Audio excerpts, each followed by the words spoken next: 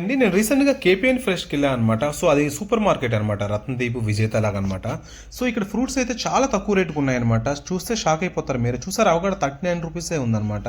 చాలా బాగున్నాయి, క్వాలిటీ కూడా A1 గ్రేడ్ క్వాలిటీ అనమాట. నెక్స్ట్ హోమోగ్రెంట్ కూడా 219 రూపీసే అనమాట కేజీ.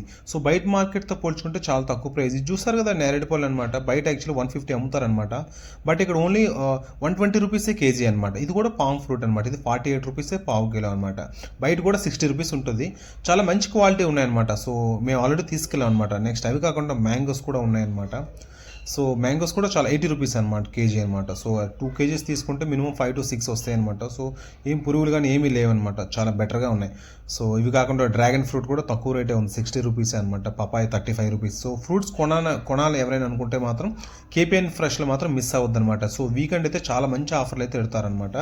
సో మనకు అట్లీస్ట్ 300 పెడితే సో 5 to 6 రకాల ఐటమ్స్ అయితే మనం హోమ్కి తీసుకెళ్ళచ్చు. వీకెండ్కి సరిపోతాయి, వీక్ మొత్తం సరిపోతాయి అనమాట.